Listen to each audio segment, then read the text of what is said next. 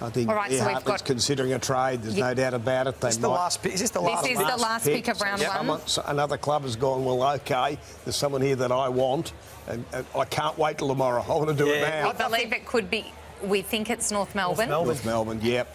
And Joey, the thinking would be a tall forward. I think so. Yep. They need some support for Nick Larkey, absolutely. Charlie Comben could play forward or back. I think they might settle on him being an elite defender. We saw how good he was as an interceptor.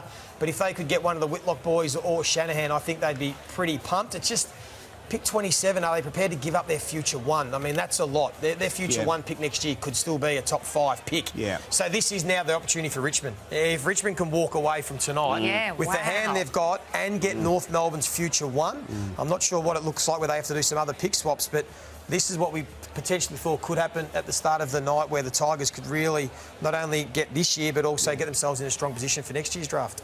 Surely the Kangaroos don't give up a future first, do they? I mean, I'd sit there now and go, you know, you could imagine them giving up a future second. It's almost a like for like. The Tigers are sitting here going, we've got what we wanted out of tonight. We're happy to invest next year.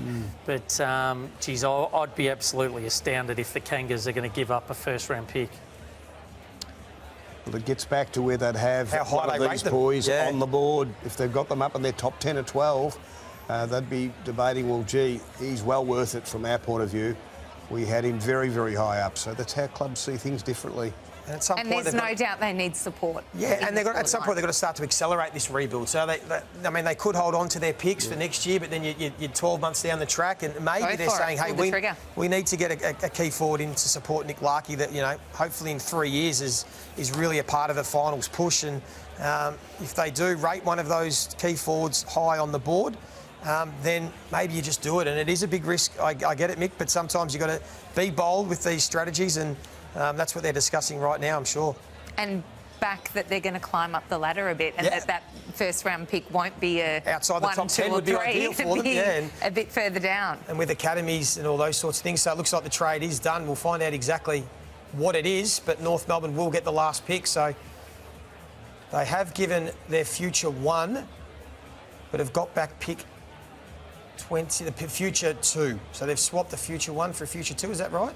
Yeah, so they give up their first-round pick, which I think is amazing. They get Richmond's pick 27, obviously, tonight, and a future second-rounder, Joey. So, geez, that's a brave move by the Kangaroos. It'll be interesting to see who they've got in mind.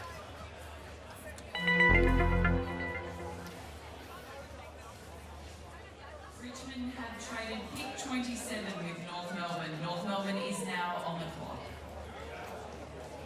So that's not the trade. So the trade has been done officially, and now North Melbourne are on the clock, so they've got that time to pick. But clearly they had someone in mind, and we suspect it's either Job Shanahan or one of the Whitlocks in Matt. Well, we're presuming that, but we don't know for sure. No, we've seen a few bolters in the last few picks, and unless there's someone else, you wouldn't have thought so. You would think that the talk coming into tonight that North Melbourne were in the mix to try and get back into this draft to get a tall forward. Maybe they're surprised that these players are still on the board this late, that they've been able to not just only give away their future 1, but being able to get a future 2 back in return. So, if they do slide up the ladder and Richmond finish down the bottom as expected, it might only be sliding back, 10 to 12 spots in next year's draft, which they're willing to do to try and get the player that they want and continue their rebuild, because we know they're stacked in the midfield. We spoke about it earlier, absolutely loaded through the midfield and the half-back and wings and half-forward lines. I like Charlie Comben as a defender. As we said, if they can just get someone else to support Nick Larkey, that can accelerate this rebuild. Gee whiz, if it is one of the Whitlocks, how's the family going to feel being the final pick of the night? One of your sons goes and the other one has to wait. You've got to go to bed and wait 24 hours to do it all over again. So if it does go down that path, good luck to them.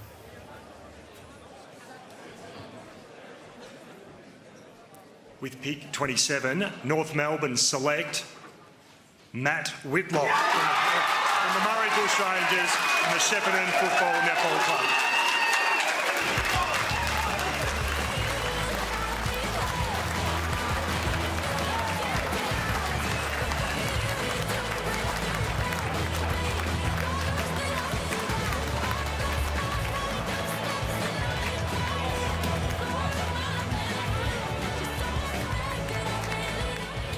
To present the jumper for North Melbourne, please welcome Andrew Swallow.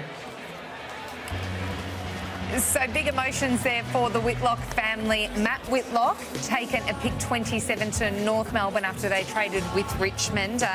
Jack still waits. We expect him to be picked up tomorrow, so he had to have a little hug from mum and dad there, but the moment belongs to Matt.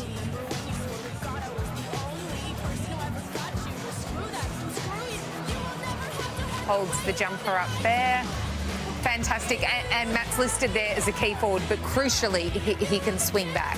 Yeah, he played both ends of the ground, so Jack was probably the more fancied of the two to go tonight, and Matt probably some chance, maybe tomorrow. That was the mindset coming in. So Jack, the tall forward, in the main has been overlooked for the swing man, the one that, well, on occasions went forward and kicked a couple of bags of 5 goals. Well, it's like what Ben King did, didn't he? A number of years ago, started as a defender and made himself a household name as a forward.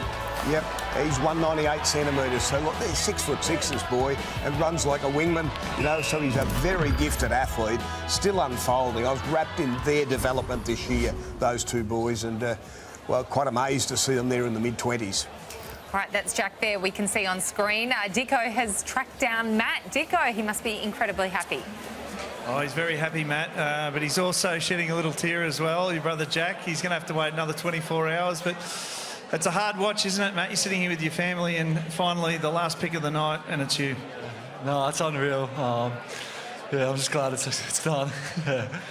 And just talk it through. I mean, an emotional. We saw Jack getting emotional and your twin brother, like you do everything together. So there's no doubt there's some disappointment, but like I said, tomorrow night it's his chance. Yeah, no, I'm sure it'll be the first pick tomorrow night, hopefully. So I'll be excited it's him for him. Growing up, I chatted to mum and dad off the top, 80 acres, like there's plenty of room there to play any sport, and when you chose football, you obviously went pretty hard at it. Yeah, no, it's been unreal. It's been an unreal journey, really. You know, so the support here, especially with the family and friends, so it's just been unreal, and so happy to be here, especially at North. Couldn't be happier. It's a good club, and you're going to, the big Souvlaki in the forward line, you're going to settle up there beautifully, but you've done a lot separately. You've tried to separate yourselves. You never dressed the same. You got different haircuts. Mum did 2 birthday cakes. You never wanted to share anything with him, did you? Yeah, no, obviously we're twins, but I feel like we're still best friends. So, yeah, it's been an unreal journey. Well, you come tomorrow night. You support your brother. Well done. You're a Kangaroo. Thank you. Cheers.